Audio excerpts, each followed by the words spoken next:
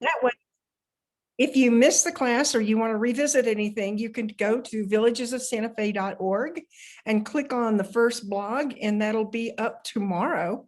And you can go to the blogs and look at all the other classes as well. So welcome today. We're really glad you could come. And I think that everybody's starting to say, yeah, let me out of here. But still, I think it also, like Gail is saying, it kind of shows some of the limitations we have by not being able to do things in person. So anyway, I'm going to turn this over to Ambrose Ferber, who is going to give the lecture today. We're talking today about maps and navigation on your phone. And then our next class is July 21st. And it's getting the most from your smartphone camera and how to share your photos with your friends and family. So Ambrose, it's yours. You're muted. You're muted. Hold on.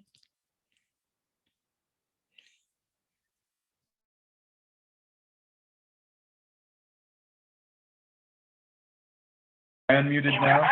There we go. Yeah, so this is a crazy thing. It's not, I'm not muted there. I had to dial in with my phone. It's craziness going on today. Can you hear me now on via my phone? Okay, cool. So I've got several devices going on here today, and so I need to, and there'll be some switching back and forth because I'm actually going to try and demo with my with a phone here today. So, and there is another Ambrose Ferber, probably you see that in the meeting. That's another phone. It's just my picture right now. That one will also need to be able to screen share when we get to it. So, all right, let's do this. Oh, can I have screen sharing on the one that's got the camera here, I guess? You've got it. I've screen shared. Ah, there we go. Okay, thank you. And we'll do this. All right. So, like I said, there's going to be some switching back and forth. So bear with me as we kind of move through this and figure out, so that because I'm going to be switching devices, so it'll be a little bit slower today. And obviously, if you have your visual settings set to only show the speaker, you're just going to see a blank like telephone icon one, because the one that's speaking here is just a phone without any visual. So you just have to, if you want to switch to gallery mode or something else like that. All right, so let's get started with maps and navigation. This is a good one because I find a lot of people actually are sort of a little bit afraid to use it, or just barely scratch the surface of using it. And it can be incredibly useful to be able to use maps effectively, especially when you're in a new place. But even in just in your hometown, they can also be incredibly useful. So first of all, let's start with the most important question, which is, it's funny because I couldn't jump in there. I was still trying to deal with audio, but Gail was actually asking about Apple Maps versus Google Maps. And so let's go to here. Here are those icons. Yeah, so Apple has their own mapping system and Google has its own mapping system. And you might be wondering which is better to use. And as with so many things that we talk about in here, it really depends on you specifically. There is no great answer of yay or nay. It really depends on how you want to use these tools. And also, it should be mentioned that there are some other things out there like Waze and some other like mapping and navigation software kinds of things, apps for phones. There's standalone GPS units, ones that you can get for you can still get those for your car and stuff. We're going to focus here on just these two, on Google Maps and Apple Maps, because those two are the most ubiquitous of all of them. They're the ones that are sort of the easiest to get and to have by and large.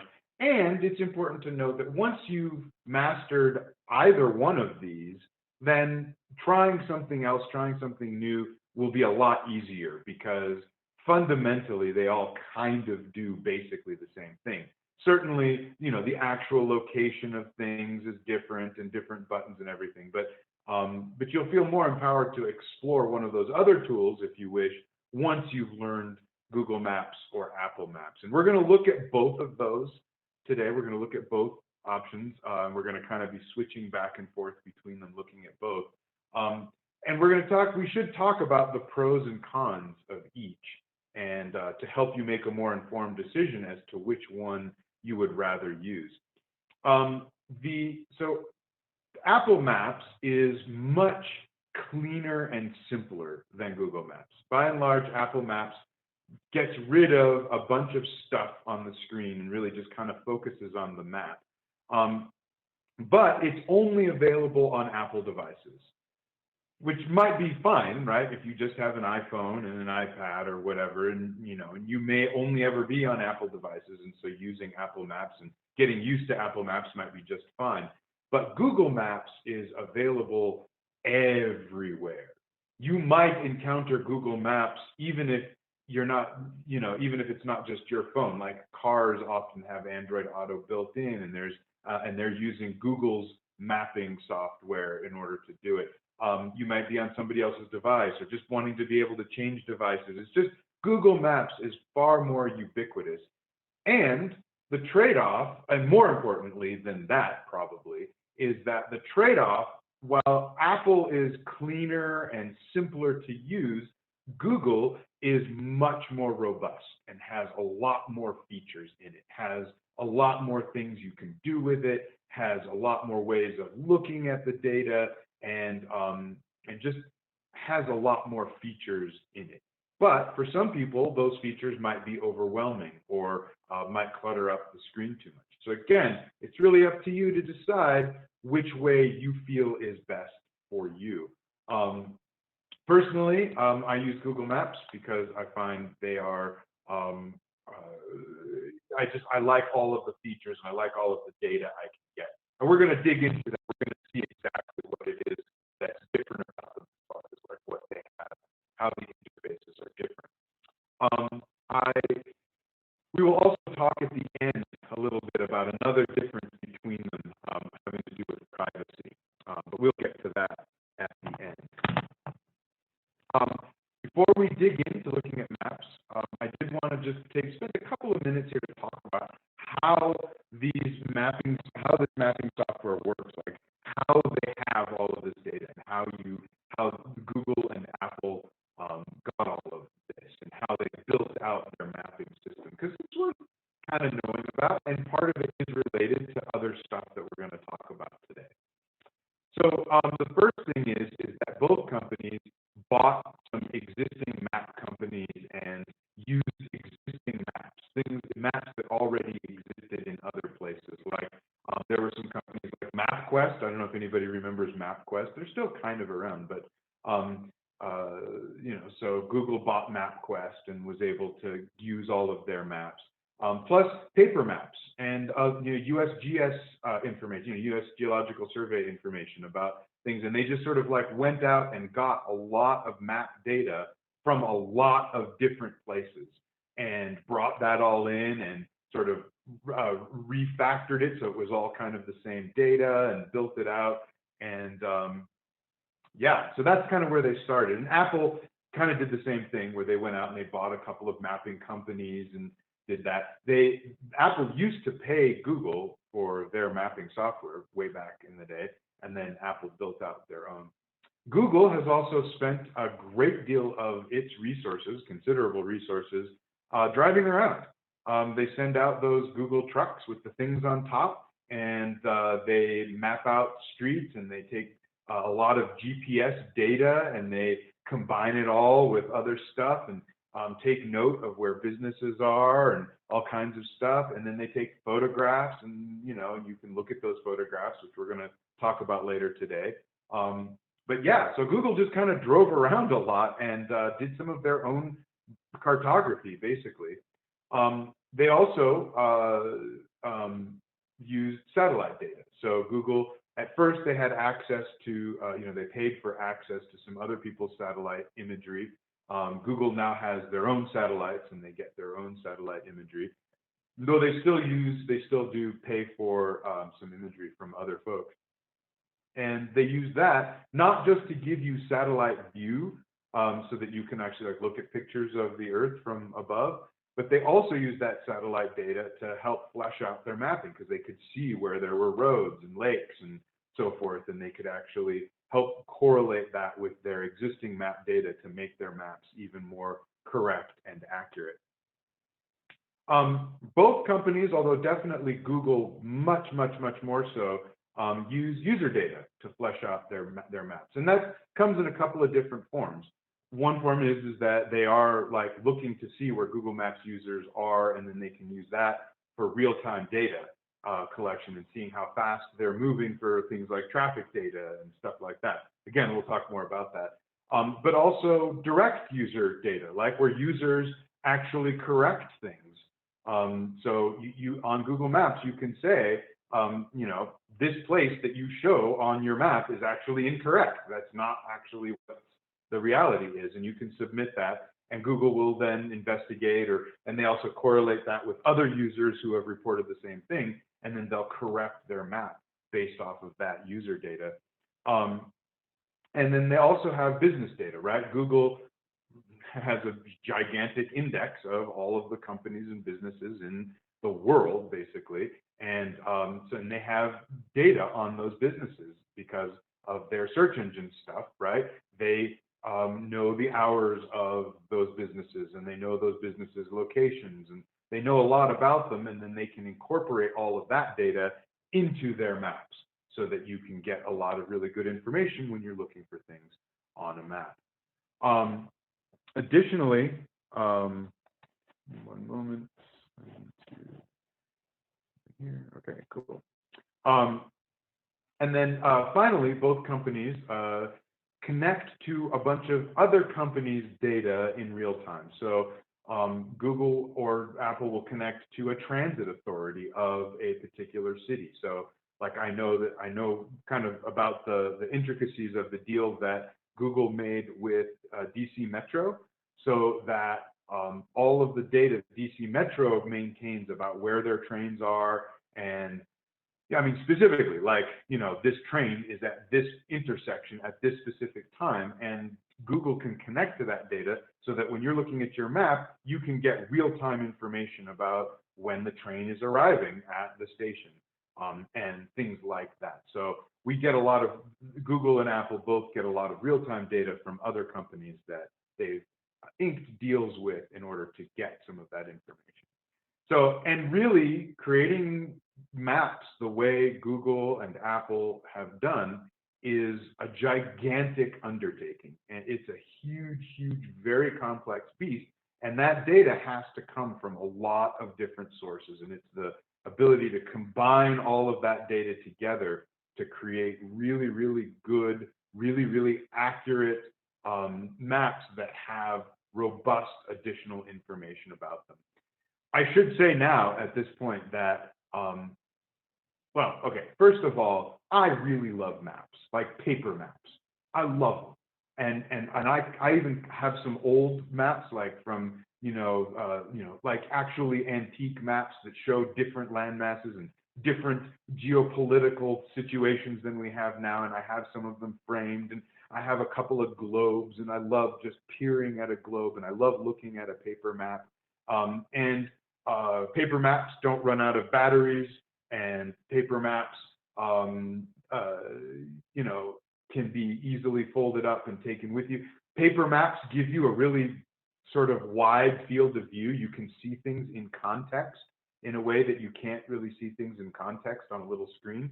So in no way do I think Google Maps or Apple Maps should supplant paper maps. In no way do I think paper maps should go away.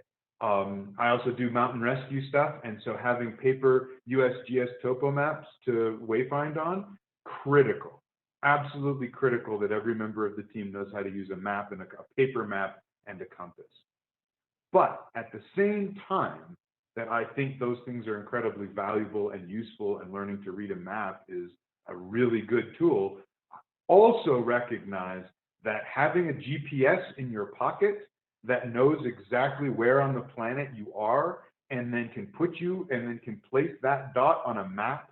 And then that map is constantly updated with current information and will not be, outdated in some number of years because things have changed. That is also extremely valuable. Being able to get up-to-date traffic information, being able to get transit information, and even being able to map out routes, having Google or Apple help you find a route from one place to another can be extremely useful. And it's even a little bit safer in many ways too. If you are trying to drive somewhere and you're fussing with a paper map, trying to figure it out, then you are not paying attention to the road. If your phone is telling you at the next intersection, turn right, and then go for another half mile, right? You can be focused on driving, not taking your eyes off of the road. So I think it's really a combination of the two things that is the most useful. And I think having a map in your pocket that's connected to the internet and is constantly updated and has all this other information is unbelievably useful, along with knowing how to use a paper map. All right, so let's get oriented in our mapping software. To do that, I'm going to stop this share, and I'm going to attempt to share this screen. Zoom, start broadcast. Let's see if this is going to work. All right, cool. All right, you should all now be seeing my my phone screen. Is that correct? All right, cool. All right. So I'm going to start with Apple Maps. Since Apple Maps is this crowd definitely has a lot more iPhones than Androids, I happen to know, and Apple Maps comes with your iPhone. It is relatively simple to install Google Maps. I've done so here. It's just in the App Store, and if you just search for Google Maps, you can just install Google Maps. So if at the end of this lecture you feel like Google Maps is more your cup of tea, then you would just install it from the App Store. We are going to take a look at both again. But I'm going to start with Maps. And you can see that when I first open it up, when I first open Maps, it places a blue dot at my current location. You can see it's right here at Santa Fe Prep. And then, so your basic navigation, I just want to make sure that everybody's on the same page with navigation. If I just use a single finger, one finger, and I just start scrubbing around on that screen, just moving it around, then I can pan that map to different areas. If I want to be able to get a different context, either zoom in or zoom out, I use two fingers. Most people use the thumb and forefinger, and you just pinch. If I spread my fingers apart, then I will zoom in. And if I smoosh my fingers together, then I will zoom back out. And I can zoom out quite far and be able to then move around and see.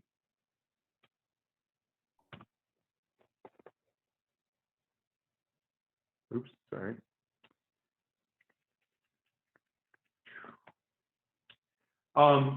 All right, so the interface here on the Apple one, oh, shoot, okay. Sorry, I missed all those about audio. I'll try and pay closer attention to that, but it's okay now, I guess. All right, so the Apple interface is quite simple. As you can see, there isn't a lot there.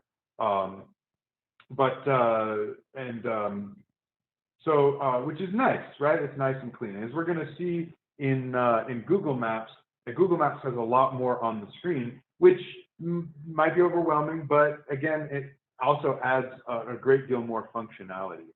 So now that I've scrubbed away, I've used my one finger to scrub far away from my current location, I can easily get to that location again by just clicking the little arrow thing, if you saw in the upper right-hand corner, there's what looks like a compass rosette arrow. And if I click on that thing, it will take me right back to my current location. You can see that that blue dot is now centered. If I hit that blue thing again, the little arrow thing in the upper right-hand corner, if I hit that again, I switch to a compass view. And you can see now that as I turn around the room, the map spins with me, and north is being indicated by the little compass in the upper right-hand corner, which direction north is. Now, you might note, the astute among you, or those of you who know Santa Fe or know where Prep is, might notice that, oh no, it's correct. Earlier, my compass was acting funny. I must have had a magnet near it or something, but now it looks like it's doing just fine. And then again, I can click that little blue arrow in the upper right-hand corner, the little rosette arrow, and it will switch me back to true north view, where north is up on the screen. And now when I spin around and I move around, you can see the little arrow on the blue dot in the middle there. It spins to show which direction I'm pointed, but it doesn't, the screen doesn't shift around. That little blue dot in the middle, if you notice again, that little triangle showing which direction you're facing is incredibly useful for figuring out where you are and where things are, especially if you're in a new town, new place that you don't know. That can really show you where you are. I can also, as I'm trying to figure out where I am, so I showed you the compass view by clicking that rosette or tapping that rosette. I can also take two fingers and I can spin those two fingers around, and I can reorient the direction that the map is facing. Notice that the compass appears in the upper right-hand corner, and the red triangle shows me which direction north is. But if I'm trying to figure out, like, what is that building in front of me? What am I facing? Obviously, I'm inside, so I can't see it. But I could rotate myself around and say, like, what's that building in front? Ah, it's St. John's College. I can sort of change the way that I'm looking at things. I can also click on, once I have reoriented the map like this, I've spun it around a bunch and everything. If I want to get back to north, being straight up on the map, I can just click that compass and it will rotate the map so that up is north once again, which is a view that we are accustomed to. That's your basic navigation to move around the map. In the upper right-hand corner, there's a little eye inside a circle. That's the universal info icon that Apple uses. If I hit that guy, oops, if I tap that guy, I get this little menu here. It gives me some options. We're going to wave our hands first at that TomTom thing at the bottom, as far as like, that's just sort of stuff about where Apple gets information, and you can sort of change, customize where it gets it. We're not going to worry about that. And the three things above that too, we're not going to really take a look at. We're going to focus is under that top section there. There's three tabs: Map, Transit, and Satellite, plus a little toggle switch, which if you click will turn traffic data off or on. Now,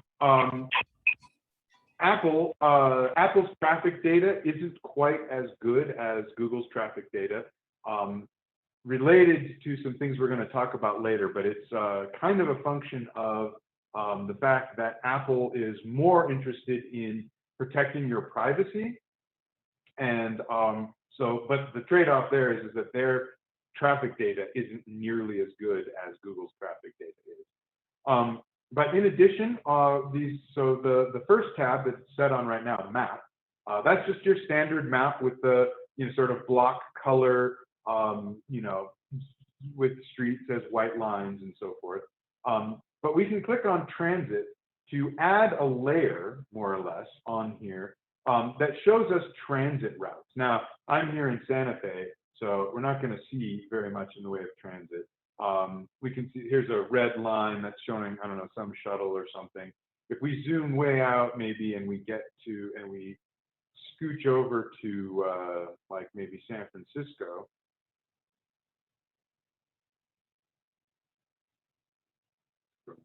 actual city. You can see that now I've got BART information. I have all the colors of BART as they go through the main part of the city there, and I can get transit information on my map by turning that layer on and off. If I don't need that, or it's distracting, or I don't want to see that, I can turn it just to map, and now you can see all those BART lines have gone away from the map. Again, here in Santa Fe, where I am, not super useful, the transit thing. Even in Albuquerque, it's a little bit better to have that transit thing. At least they have sort of like regular buses and things. But if you take a trip to a big city where there really is a very serious metro system or some kind of cool public transit system, it's very, very useful. It shows you the stations, you know, so you can find a nearby station. You can even see which colors or which lines go to which places, so that you can figure out where you need to go based on that. And we won't really be able to take too much a look at it today, but you can also get, it will tell you, for instance, that the next Bedford train is in 7 minutes or whatever. The last thing, the last one of those tabs there is satellite. Satellite's kind of cool. It does, in fact, show you a satellite image of the place you're looking at, wherever you are on the map. It's actual satellite, photographic satellite information. Here in San Francisco, we can actually zoom quite far in to things and be getting this bird's eye view of stuff. Besides just being kind of a fun thing to do, it can be quite entertaining to just like fire up satellite view and kind of explore and look around. Sometimes you see funny things, and it's just kind of neat to look. Especially, I like to go to countries I've never visited before and zoom in on the satellite view and just kind of get a sense of what that place looks like and feels like. It's kind of fun.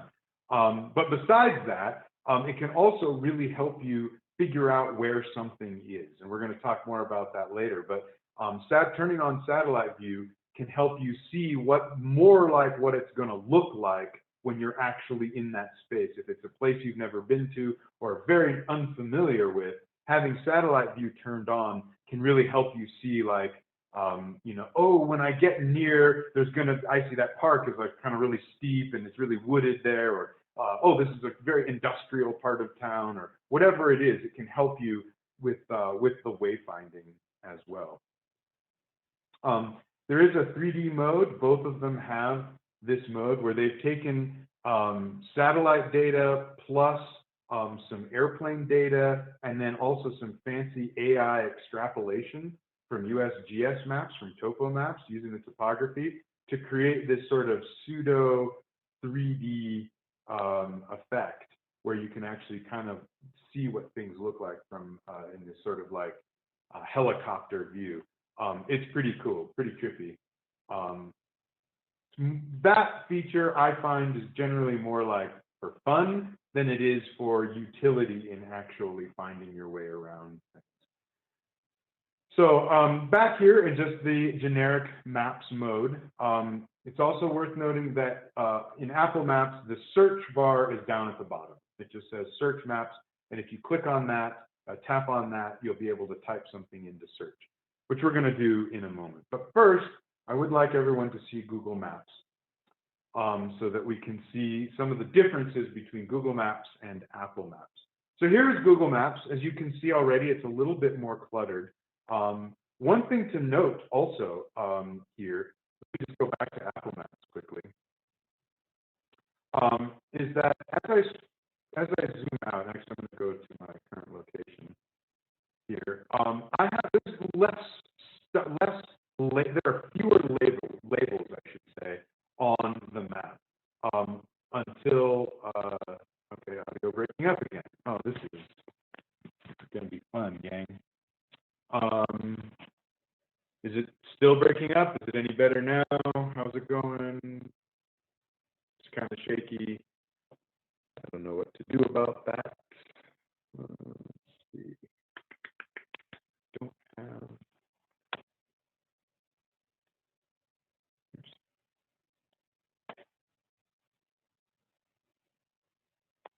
I don't know why that's not allowing me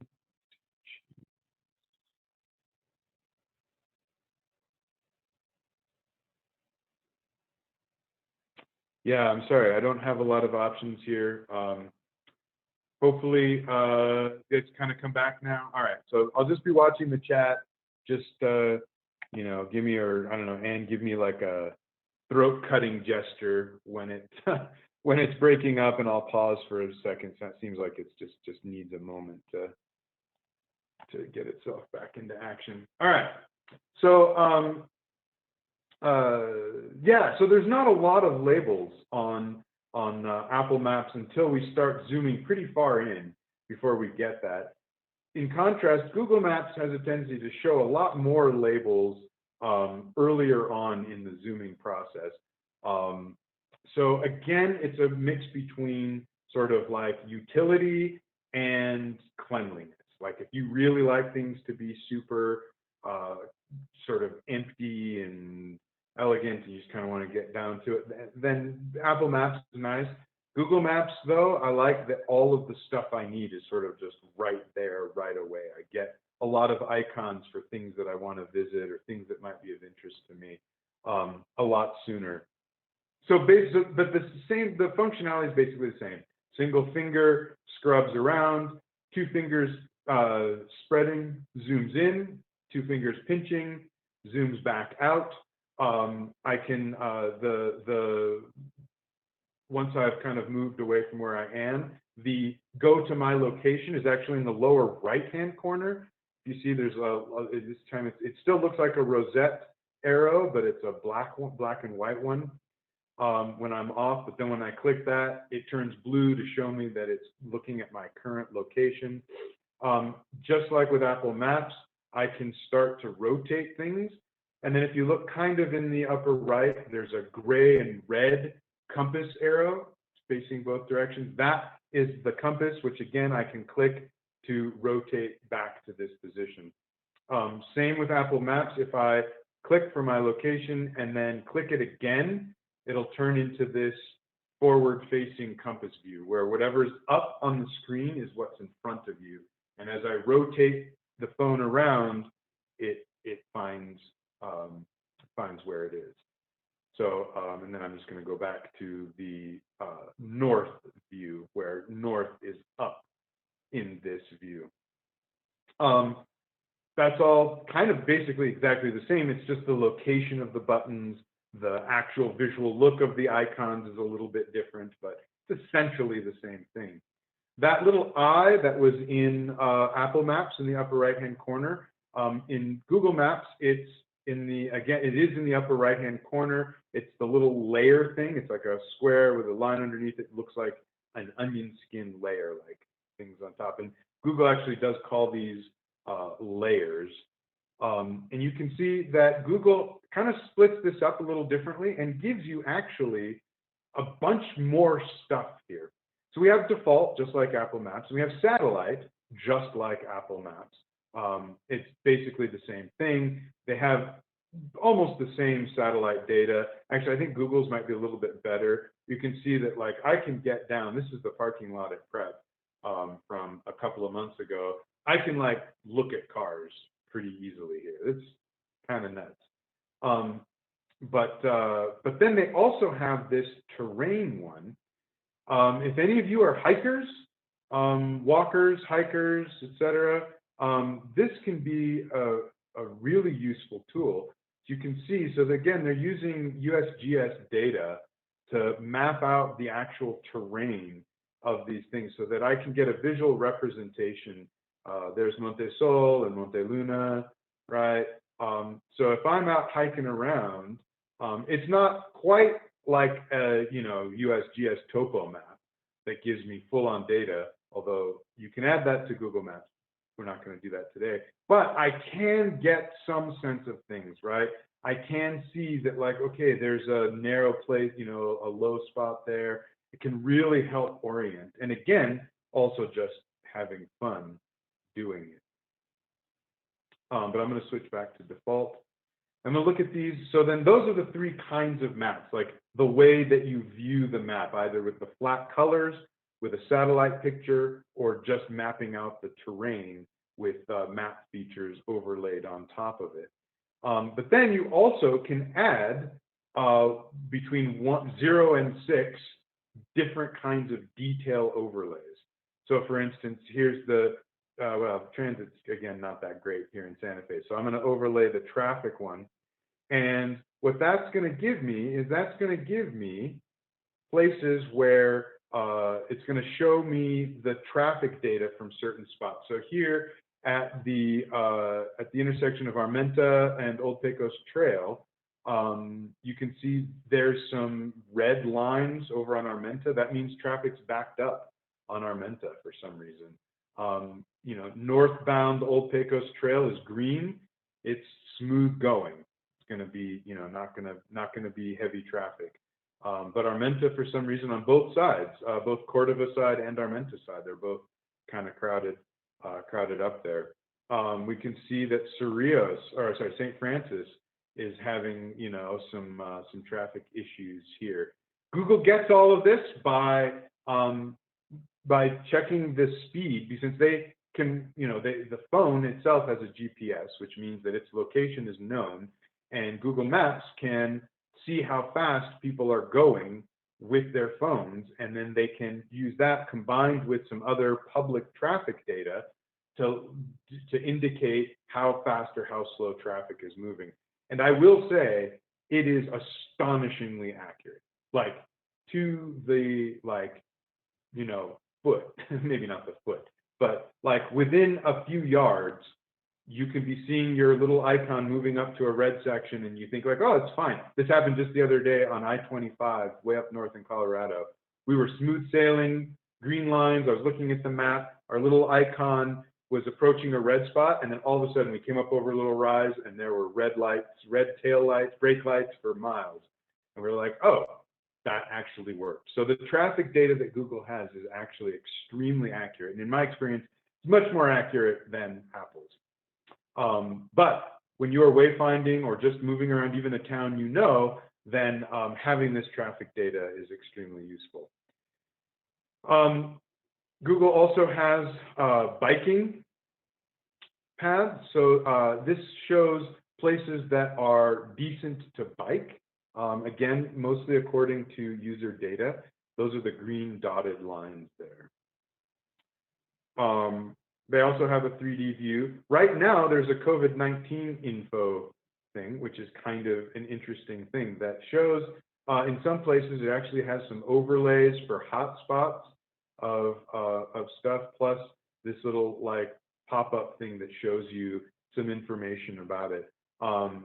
You know, here we're doing really quite well. You can see some overlay data here, like Missouri, a little bit hotter, right? You know, plus overall, you know, the numbers overall. So New Mexico, we're trending up a little bit here in New Mexico. That's not so good. But in any case, that's a cool little overlay, which hopefully won't be on here for too much longer. They also have a 3D view. Here, though, is one of the coolest things that Google has done that Apple does not have, and that is Street View. So I'm going to activate the Street View information thing. And this, now all of a sudden, there's a whole bunch of blue lines all over everything. Those blue lines indicate where Street View is available.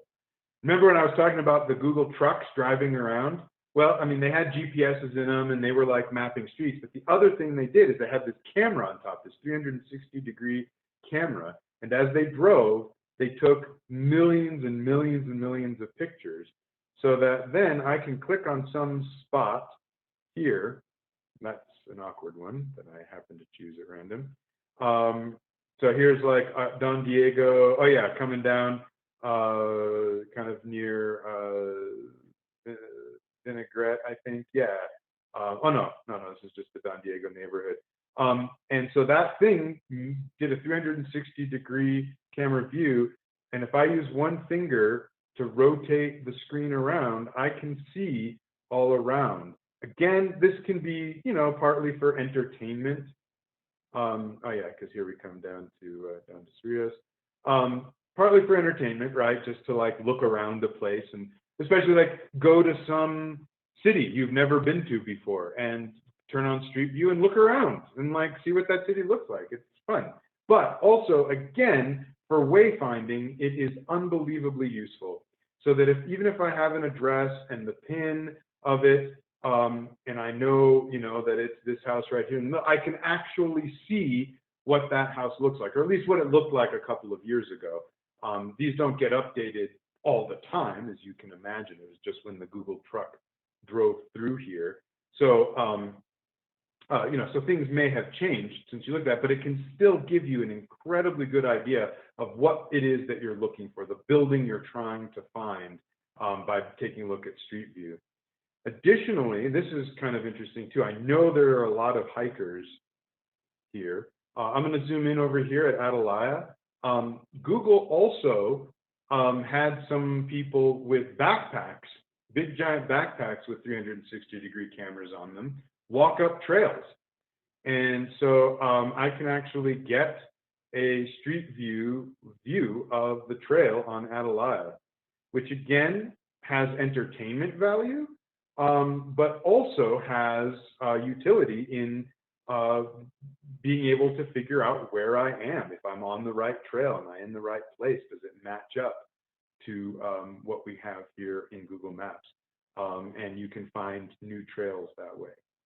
So, so that is a lot of fun and really useful. All right, let's move on.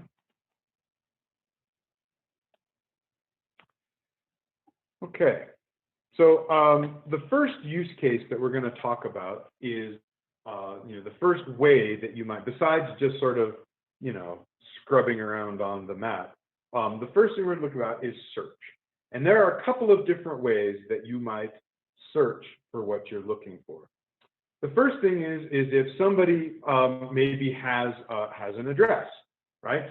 Somebody has given you an address somewhere, and you want to find that. So let's say, what was it, 1807 2nd Street. Somebody just gave me that yesterday. Oops, I'm going to turn off Street View here. And so then I just enter that in the search bar and hit enter. And then suddenly this red pin shows up in the middle of the map at that location. If I'm really knowledgeable about the place, right? If it's like my hometown, so here in Santa Fe, I know Santa Fe really well. So somebody gives me that address, maybe all I need is context, right? I can see like, oh, it's between Lena and St. Francis on San Mateo. Well, there it's 2nd Street, right? But like, oh, maybe all I need is context. Oh, it's like across the street from 2nd Street Brewery. I know where that is, and I can get there. And then I can just go once I've put that pin in place. So you might just be looking at it to get map context, but maybe it's just a place that you don't know as well, and maybe you need a little bit more help getting there. So at the bottom, you can see that the address appears at the bottom. This is Google Maps, and Apple Maps is very, very similar. We'll look at that in a moment. And I can slide that thing up. And now with it slid up, I can see that I have directions and plus some other information about that particular place. So if I hit directions here, it's going to show me a route to that place. By default, it will use my current location. You can see up at the top of the screen there, it says your location, but I can set that to whatever I want, right? I can say from some other address, I can enter a different address, and then it will map out a route for me. Google Maps will show me the time it will take for each route. It does take into account traffic data, so it will try to avoid areas of heavy congestion if it can. You can see here on the screen, there's a blue route. That's the main, that's like it suggested, what it thinks is the best route. But it will also show you a couple of routes in gray, which you can then click on and say, like, actually, I want to use this other route instead for whatever reason. Although generally speaking, the default route that it has is usually really, really good. Even in a weird place like Santa Fe, it's pretty good. Up at the top there, underneath the two location things, right, which I can switch around to whichever is, my starting location and my ending location. Underneath that, you'll see there's a few different icons. There's a car, a little light rail, maybe that is supposed to be, I'm not sure, a little person walking and a person waving their arm and a bicyclist. And as those things imply, those are how I could get from one place to the other using that different form of transportation. Obviously, here in Santa Fe, using a bus or a train is not, so I can't use public transportation. So it has no number for that. But it would take me an hour and 16 minutes to walk. Sometimes the route will actually be different. Like in this case, I don't know if you noticed it, but that blue line did move a little bit because it put me on things that are more friendly to walking than to driving. So Google is very, very smart. And actually, Apple Maps is very smart about that also, trying to find the best possible way. So this is ride sharing. So this would be like Uber, Lyft, other ride share things. The account that I have set up on this particular iPhone doesn't have any of that installed. So it doesn't have any way to show that. But then it also has a bicycle, shows me a route, again, a more friendly route for bicycling. Incidentally, there is also a plain one, which doesn't mean anything in this context, but would if I was looking at directions between two places that were much further away. It would show me flight information as well. Down at the bottom for the directions, there is a steps button. I like this a lot sometimes because again, I'm kind of a math guy and I sort of like being able to read a map and use a map. And so sometimes, I just like to get the thing up on the map and figure out my own route. But this is kind of a useful thing too. If you click on the steps here, it will show you what its plan is, like which places to turn. And in fact, it even shows you a photograph of that location using Street View. Like this is what it's going to look like when you turn left onto Camino de Montesol from Camino Cruz Blanca, right? So that you can familiarize yourself with the route. Or maybe there's just one section of the route that you don't know or is tricky and you want to try and get that. I can go back to the map view here where it shows me that route. And then if I'm driving, especially if I'm driving and I'm by myself and I want to keep my eyes on the road, and especially if it's a place that I don't know very well, like I'm in some new town or whatever, then I can click this blue button in the middle that says start. And when I click on that, continue on Camino de Cruz Blanca for 1 mile. You probably heard that. It's going to give me actual turn-by-turn directions. It's going to switch to that compass view. So depending on which way I'm facing, it's going to, put the route in front of me here. I've confused it a little bit. I think the compass on this phone is a little bit broken. There it goes. And this allows me to just follow the directions turn by turn, and it will walk me through getting to the place I want to go. I'm going to exit out of here. And I'm going to exit out of that wayfinding thing. Just to show that, so then the other thing, so the other way that we could maybe search is by just entering the name of a place. Like I don't even need an address in order to find out the place. Like let's say somebody told me to go to Atrisco, which is an amazing restaurant here in Santa Fe. And so somebody told me, go to Atrisco. And I don't know where Atrisco is. So I just search Atrisco in the search bar. I don't need any other context than that. And then it comes up, seems plausible, Atrisco Cafe and Bar, Santa Fe, New Mexico. I can click on that guy. Now it gives me a lot more information in this thing down here. I get some photographs. These are all user-provided photographs, people who have been there and have taken pictures and uploaded them and tagged them as Atrisco. And so I can see their food and see the outside of the place. It gives me options to be able to call them. So if I want to, well, they don't take reservations, but if I wanted to call them to find out that they don't take reservations or whatever, I can call them. Right now, too, during COVID, All restaurants have this information about whether or not they're allowing dining in, if they have delivery, if they're doing curbside pickup.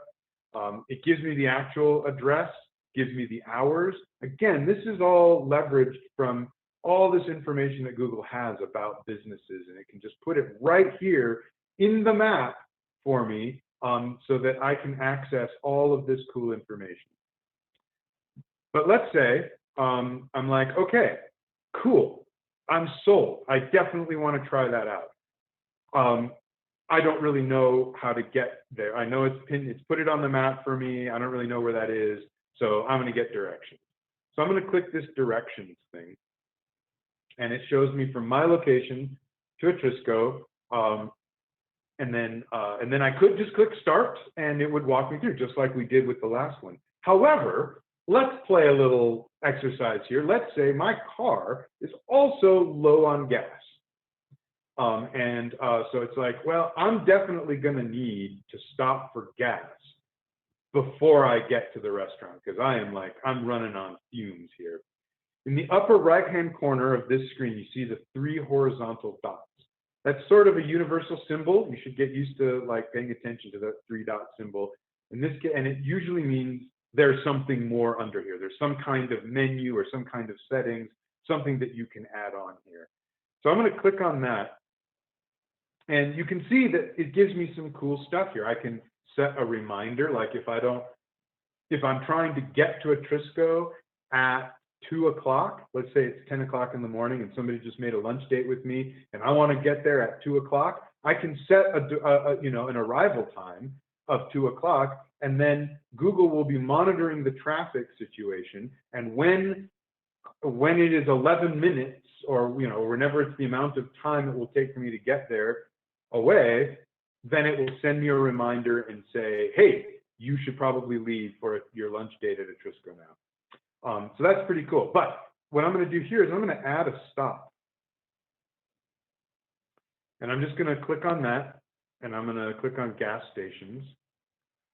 And it's going to try to find something for me that is in a reasonable place between me and there.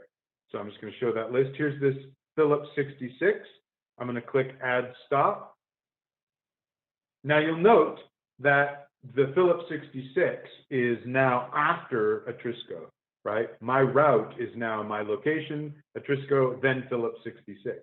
I really want to do that, so instead I want to go the other way. Those 3 horizontal lines next to each one, that often means that you can click and drag. So I'm just going to long press Phillips 66, and I'm going to move it above.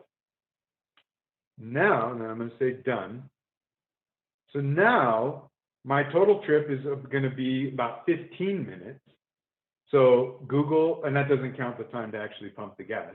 So Google is now going to direct me to the gas station, and then from the gas station to Atrisco, and I'm done. That is something that Apple Maps cannot do.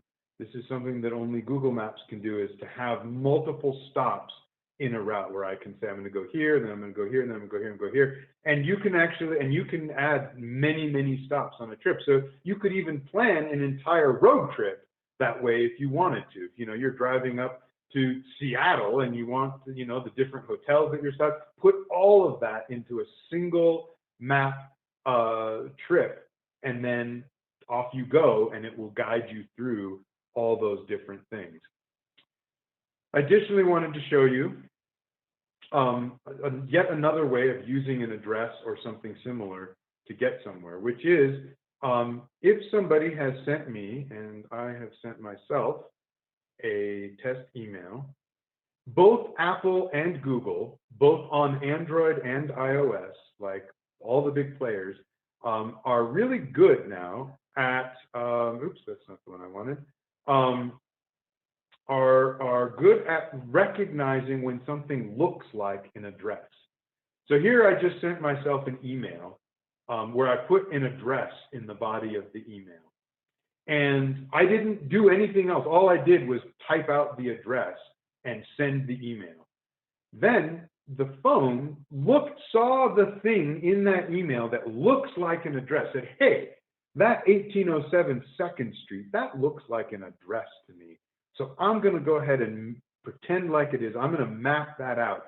So now when the user clicks on that, it's going to open up in their default map program and map it out, and like as though they searched for it. So here is Apple Maps doing something very similar to what Google Maps did a little while ago, which was to place a pin at that location and then give me a button for me to get directions to that spot. This is incredibly useful. This will work in your text messages, it works in email. It will often work on websites. Like if it's just an address on a website, usually you'll be able to just press it with your finger and it will bring up that address in Maps. Super useful and makes it really easy. So when somebody texts you their address, you just click it and it will take you to Maps and show you where it is. So here in Apple Maps, very similar. So I just click that blue button, and similarly to Google Maps, I now have a couple of different route options, right? I've got the main route, plus a couple of other alternate routes that could take me there. The location of things is a little different. In this case, down at the bottom, you can see I have the different options for how I want to get there: drive, walk, public transit, or rideshare, which I don't have anything installed for that. And it will tell me the different times. Again, it's basically the same thing as Google Maps. It's just a little, the buttons look a little different. They're in a slightly different location. And again, Apple tends to show less data on the screen at any given time, less stuff on the screen. And then, oh yes, Anne is saying that if you have a contact with an address and you bring them up in contact, you can just click on the little pin thing there and it will take you to there in Apple Maps. And yeah, you can even check things about like how busy grocery stores are and stuff. Lucy is mentioning that. It's pretty amazing how that data works. So cool. All right. So that's again using the maps. I do want to repeat here so that well, I showed you in Google Maps already, but bears repeating that when I'm trying to find a place that I don't really know, especially in a town I don't know, Street View and Satellite View are incredibly useful to be able to figure out where that is or how to get there. So so again, if I let's see, directions, if I zoom in on this spot right here in Apple Maps, I can switch to Satellite View and I can see like, oh, it's kind of a big building. And okay, there's a little pizza slice there. That must be Backroads Pizza, right? So I can help figure out how to get to a place by using the satellite view, just for context. And again, though, Google Maps gives you Street View, which is way more useful because you can really see what it's going to look like when you're down on the ground. But again, the trade-off, Google Maps tends to be more cluttered. All right, one last thing here, I think, is all we'll have time for to talk about before we open it up for some questions. And that is just exploring and discovering things.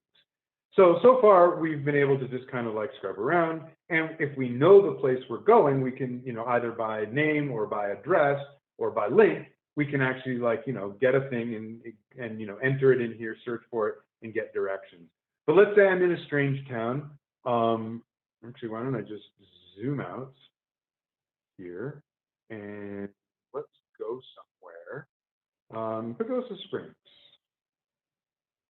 which actually I do know pretty well, but and I'm in Pagosa Springs and I need something to eat, right? I would like some food in Pagosa Springs. Well, what I can do is I could sort of zoom in and kind of hope that maybe there's a label of something. There's a couple up here, like, so there's a Boulder Coffee Cafe. But better would be to have this be a little bit more targeted. And to do that, let's see. Oh, Gail is asking a question here. Let me take a look at this. Which is faster to keep up with how you many feet to turns, et cetera? Why are some slow and you've gone past where you were supposed to? Yeah, I think I understand the question as to like which method is like, or which are you asking about Google versus Apple here, about like which one is going to not let you get past where you're supposed to go? Is that the question? Like, okay, so I don't really know. I haven't really had that problem so much with either one. I imagine it really depends on, like that has a lot to do with network and other things. I would imagine they're probably about the same, but I don't use Apple Maps very often, hardly at all anymore. So I don't have a lot of recent experience with that particular issue. It'd be worth testing out though, to kind of figure out like if one is a little bit more on the ball and is like giving you more warnings about when to. I do know that with Google Maps, like she will come on and say like, you have 50 feet, you have 100 feet left, you have 50, turn left, no, turn, okay, now turn around and go back, right? Like it's pretty quick. But I haven't heard people say that they feel like Apple Maps is really slow with that. I've never heard anybody say that, so I can't say for sure. But yeah, okay. So so in Apple Maps, I'm going to click the search bar here, like as if we were searching for something. And lo and behold, when I do that, Apple Maps comes up with a whole bunch of categories that I can look at. And these are the most common ones. Now, the thing about Apple here is that Apple tries to be really smart with what categories show up here. Like the categories that show up are generally only categories of things that could be that might be nearby your position on the map, and not things that would be somewhere else. But it's a little bit inflexible in that you can't just get a full list of categories, which we'll see in Google Maps you can do. But I'm going to click on, but on the other hand, it doesn't clutter up the screen with a whole bunch of categories that are perhaps not useful. I'm going to click on food here. It's going to give me some other options of different food. I'm going to say restaurants. And in the area of the map that I am currently looking at, it's going to pop up with a whole bunch of results of things. Now, the skeptic might say that this is only people who have paid for, pay like some kind of advertising thing to appear here. In my experience, Google Maps and Apple Maps both have done a great job including everyone, because I think they recognize that there's more money in it for them if people love their product. And if they're skipping out on a bunch of great restaurants just because that restaurant didn't pay Google to appear, then they are going to lose business and then ultimately lose more money. So I believe that they have done a great job, both of them, in including just about every restaurant. Sometimes things get missed, but for the most part, it's everybody that's there. So then it gives me a whole, view of everything. I can zoom in on these guys, and I can click on the Lost Cajun here, and it's going to show me, again, a bunch of stuff that I have. It's going to have some user taken pictures of things so I can get a feel for what that restaurant's going to be like. It tells me up here at the top, it's got like, dollar signs indicating how expensive it is. $1 sign is inexpensive, 2 is moderate, 3 and 4 are like fine dining. It shows me reviews. One thing that's interesting that, I did have some slides for, but we're not going to have enough time to really look at, is that all of Apple Maps reviews are Yelp. That's where everything comes from, is just Yelp. Whereas Google has its own internal review system that comes from, it's aggregated from website information and reviews to several other social media things to things entered directly into Maps.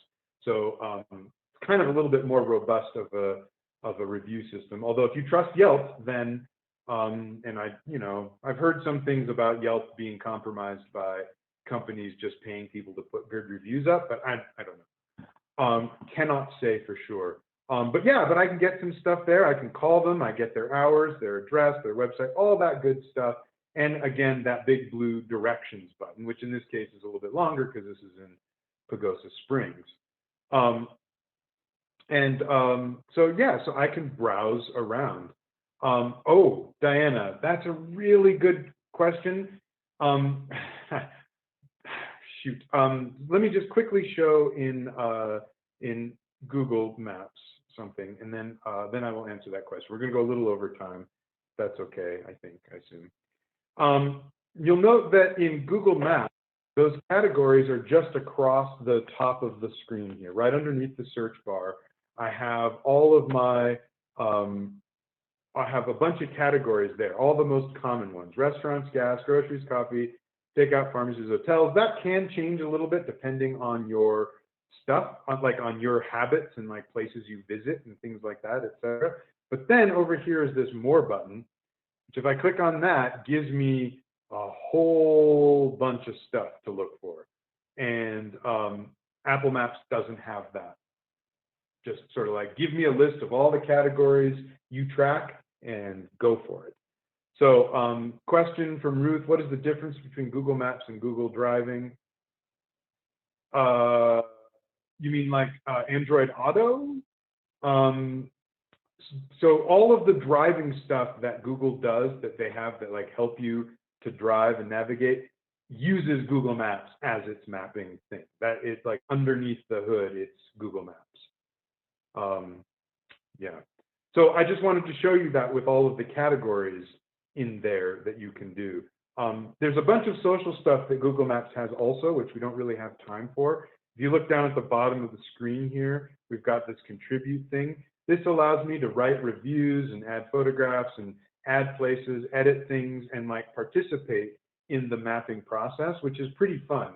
Both of them will let me save places, and even save places by just adding a pin.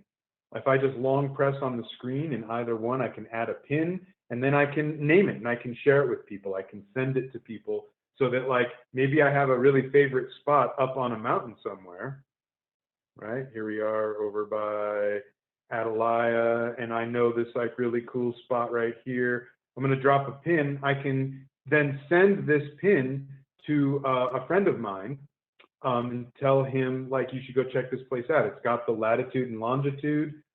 It will appear on his Google Maps so he can get to it, which is pretty great. All right, the last thing I want to talk about then, because Diana's question is such a good one and one that was in my original list of things and something that we definitely need to talk about, which is, what do you do if you don't lose functionality while you're on a trail or maybe in another city? And what you're talking about there are offline maps, maps that will work even if you don't have network. Like even if you don't, now, if you have network and you're in another city or even on a trail and you have network, then you're fine. You should have access to everything. But the problem is, even here in town in Santa Fe, you can lose network and have trouble getting access to stuff. And maybe you're in another city, maybe you're international, maybe you're in Paris and you don't have an international plan on your phone. So you don't have any data on your phone and you still want to be able to use it. Well, this is another thing that Google Maps does that Apple Maps does not do. Currently, I've heard some rumblings that Apple's going to add it, but so far they have not. Let's cruise over to Paris. Okay. And I'm just going to do the center part of Paris here. Google Maps lets you do offline maps. In other words, you can download a map so that you can then look at it and then not. Yes, and thank you for reminding everybody of that. You can download Google Maps onto your iPhone, and then you have both of them, and you can switch between them or use whichever one you want. If you have an Android, you don't have access to Apple Maps. You only have Google Maps access. So this offline map, the way I'm going to do this is that in the upper right-hand corner of Google Maps, you see my little avatar, my little picture up there. I'm going to click that.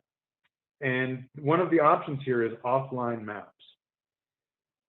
By default, it's going to have just your local area. So it'll like find your location and then go out a little ways from wherever your location is and download the map right around your location. I've never used that. A much more interesting thing to do, or a much better thing to do, I think, is to select your own map. So that's that button right there with the little arrow pointing down to the line. I'm going to click on that. This is going to give me a way of whatever is in that blue rectangle is what I would like to download, right? I can zoom in, I can zoom out, and as I zoom in and out, down at the bottom of the screen underneath that rectangle, it says downloads may take up to blank number of your free space, blank megabytes. Most phones these days have pretty good storage, so 70 megabytes is pretty minimal. Even, get up here to like 115 megabytes, just not that big, and that's most of Central Paris right there, right? And then all I do is click that download button. Then what's going to happen is that we're going to download that map. Incidentally, this will only download when you're on Wi-Fi, unless we change a setting. By default, it will just do Wi-Fi, which is good. So if you're planning a trip to somewhere where you're concerned about having access, like if it's kind of way out in the boonies, or if it's up in the mountains, or it's overseas, or something like that, before you go, spend some time downloading some offline maps. Once this map is downloaded, then even if I have no network access, no Wi-Fi, no mobile data, no nothing, that section of the map will act just like I do. And you'll be able to zoom all the way in and look at stuff and get everything you need. Okay, so then here's my map 2. I'm going to rename this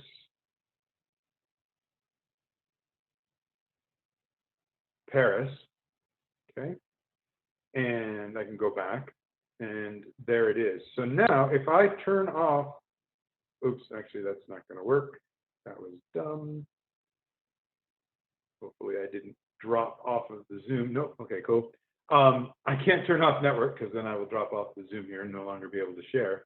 But I will be able to use this map here just like I was online, which is super duper amazing and useful.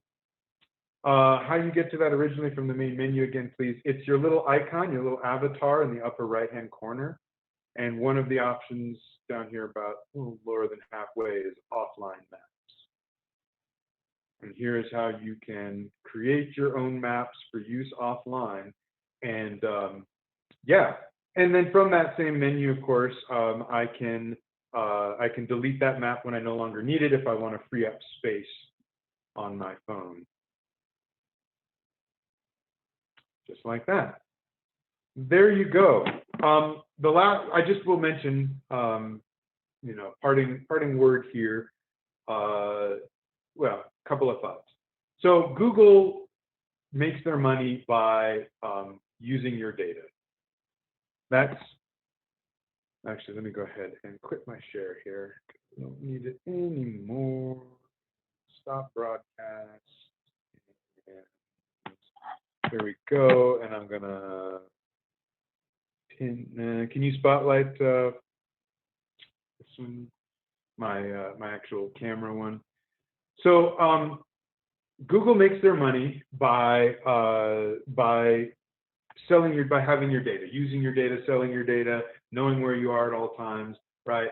Doing targeted ads, all that stuff is how they make their money. So they give you a lot of stuff with your data in order to do that, right? Like, so the maps is really robust. You have all this up-to-date traffic information. You have more information about things that you might like to see and do. And there's just a lot more information and data in there because all Google Maps users are sharing their data with Google.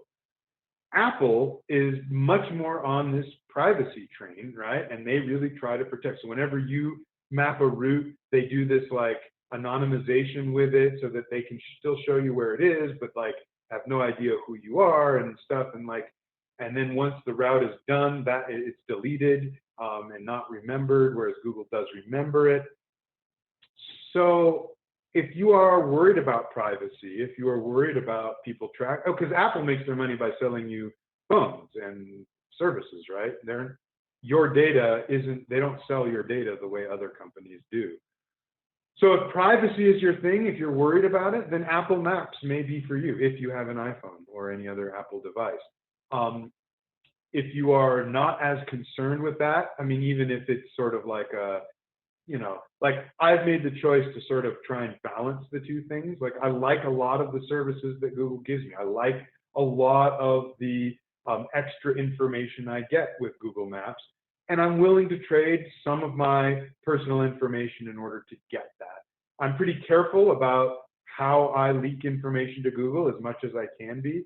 But I also fully recognize that I'm in a brave new world, and I have willingly given up some of my privacy for the convenience of some of these things. And that's a choice you have to make. That's a decision that you have to decide on your own exactly where you'd like to be. But Google Maps, more robust, more feature rich, more useful, more utilitarian, but a privacy leak potentially, a privacy issue potentially, and potentially more cluttered and difficult to use because there's so much more in it. Apple Maps, cleaner, more private, but less featured. That's so sharing your location with loved ones, especially while traveling, especially while overseas, is a good idea so that people can know where you are, and for fun and for security both. It's 2:15, but I'm willing to stick around for a few minutes and take some questions if anybody wants to unmute or let's see. Actually, let me do this. I wanted to answer that question. Oops, we're going to get a lot of feedback. Yeah, one moment, please. Okay. So that's off. How do and then we're going to leave here. Right, so this is audio off. Okay, try this now. See how you're doing with the feedback. Okay. Oh, I think it's okay. Well, anyway, I'll just go ahead. The Apple Watch has a new function with the maps. So if you're driving, let's say it's dark outside, it will actually buzz your watch right before your turn.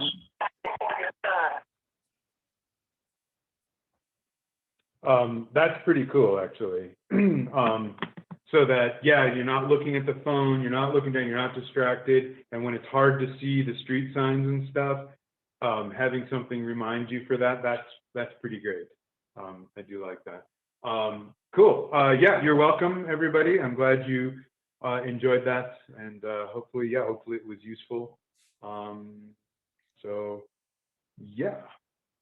Any questions? You can unmute, although that might be annoying with the audio because I've got this bizarro situation going on here. So if you want to put it in chat, I can field it there.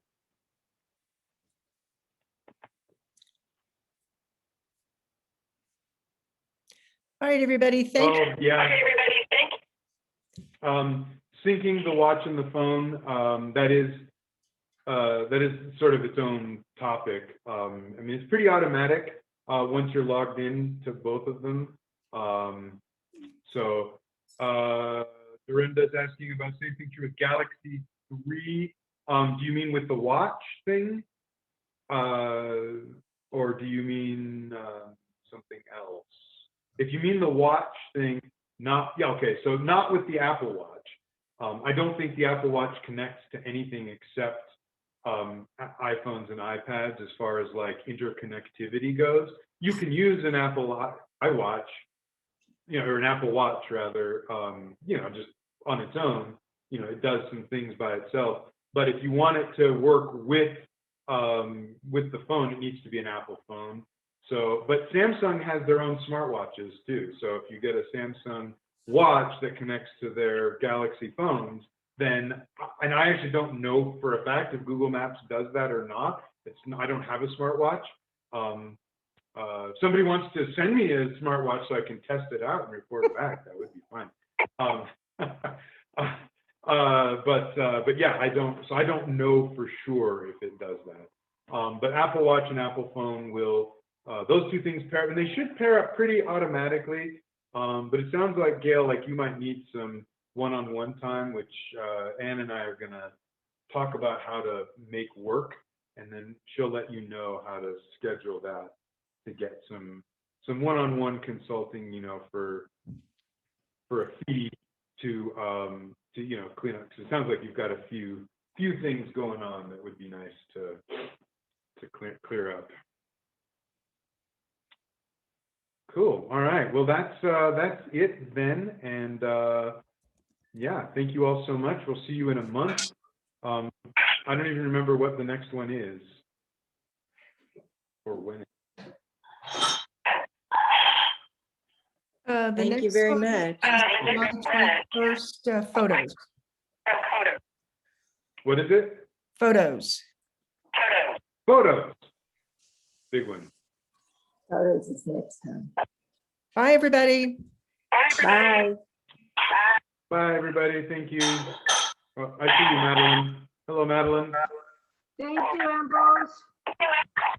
Thank you. See you tomorrow. Thank you, Anne. Bye.